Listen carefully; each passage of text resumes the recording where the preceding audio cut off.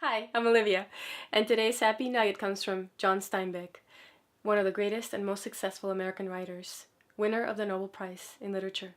Steinbeck has given us such classics as East of Eden, The Winter of Our Discontent, Of Mice and Men, and my favorites, the delightfully entertaining Tortilla Flat and Cannery Row, and of course, the American masterpiece, Pulitzer Prize winning The Grapes of Wrath, the story on the plight of the migrant farm workers in California during the Depression. Steinbeck was a master of description and rhythm, his writing vivid, beautiful, and utterly engaging, whether you're engrossed in the human drama or the drama of nature. Perhaps no other writer has captured his surroundings, his immediate life, culture, and history as faithfully and compassionately as John Steinbeck. But Steinbeck wasn't just a great writer. He was a human being who felt things deeply, who loved America and its people, who gave a voice to millions who couldn't speak for themselves. His pen crystallized the grit of the hard-working American, their humor and camaraderie in spite of tragic circumstances, and above all, their fierce dignity. There's an American spirit that can't be extinguished. John Steinbeck saw it, lived it, and immortalized it. From The Grapes of Wrath. There is a crime here that goes beyond denunciation.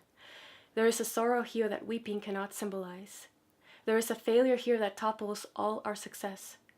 The fertile earth, the straight tree rows, the sturdy trunks and the ripe fruit. And children dying of pellagra must die, because a profit cannot be taken from an orange. And coroners must fill in the certificates died of malnutrition, because the food must rot, must be forced to rot. The people come with nets to fish for potatoes in the river, and the guards hold them back. They come in rattling cars to get the dumped oranges, but the kerosene is sprayed. And they stand still and watch the potatoes float by. Listen to the screaming pigs being killed in a ditch and covered with quicklime. Watch the mountains of oranges slop down to a putrefying ooze. And in the eyes of the people, there is a failure. And in the eyes of the hungry, there is a growing wrath. In the souls of the people, the grapes of wrath are filling and growing heavy for the vintage. John Steinbeck was born in California in 1902, to a mother intent on exposing her children to cultural pursuits, reading great literature and listening to classical music, and to a father who was an avid gardener and loved to expose his children to the wonders of the natural world. Steinbeck had a happy childhood in the fertile valley of Salinas, getting lost in nature and his imagination, cherishing his solitude, being inspired by Arthurian legends of chivalry and heroism. Although John was highly intelligent, his performance in school was at best mediocre, and this attitude followed him to Stanford, where he lived by a set of his own rules, caring little for required readings and homework, dropping in and out of college. Steinbeck believed that to be a great writer, he had to have life experiences, and the more he observed, the more he wanted to capture reality in fiction. Early on, he had an empathy for people and a passion against the commercial exploitation of the land. Slowly, Steinbeck realized that to be a good writer takes incredible commitment and dedication. Steinbeck became a writer of iron discipline, imposing on himself the harshest criticism, schedules, and deadlines, pushing himself to squeeze every drop of effort into every sentence he wrote. He struggled for years. When he was 31 years old, he had published 2 unsuccessful books and had made less than $1,000 for all his writing combined in almost a decade. He was still being partially supported by his parents and his wife, who believed in his talent. His 3rd book was another failure, but Steinbeck wasn't discouraged. He saw how to improve his writing, and he wrote through the reality of a failed career, the pressures of marriage, financial instability, and the illness and death of his mother. After his mother died, his father's health took a turn for the worse. He was Steinbeck's greatest champion, calling bookstores and libraries to promote copies of his son's work. He hadn't been able to pursue his true passions, so he indulged in his son's dreams, believing Steinbeck would be a great writer. 5 days after his father died, Tortilla Flat was published and became an instant success. More success followed, in Dubious Battle, Of Mice and Men, By this time, Steinbeck had begun to research the horrific and inhumane conditions the migrant workers were being subjected to by ruthless and corrupt corporate farmers and ineffective government relief.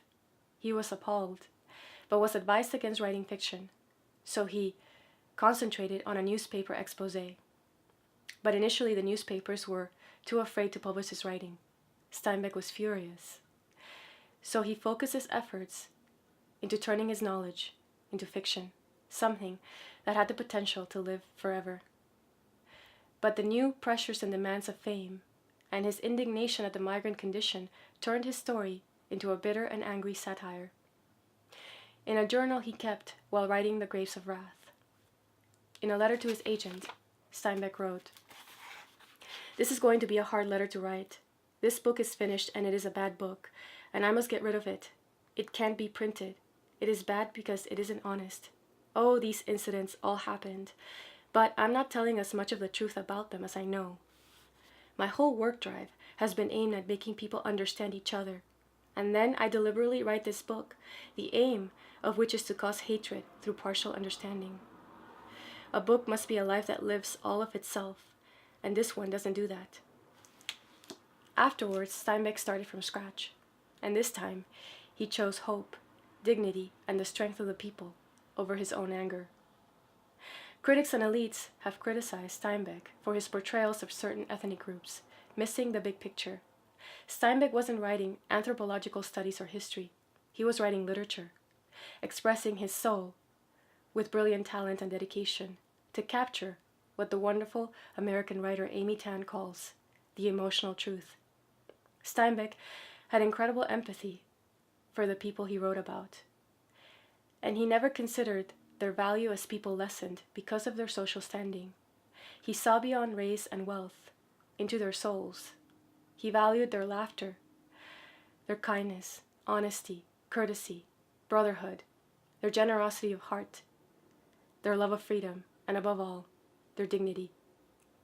Steinbeck didn't write for critics, pundits, and intellectuals. He wrote for himself, and he conquered the hearts of his true readers, the people. In his 1962 Nobel Prize speech, Steinbeck said, "Literature is as old as speech. It grew out of human need for it, and it has not changed except to become more needed. The writer is delegated to declare and to celebrate man's proven capacity for greatness of heart and spirit, for gallantry in defeat, for courage, compassion, and love. In the endless war against weakness and despair, these are the bright rally flags of hope and of emulation."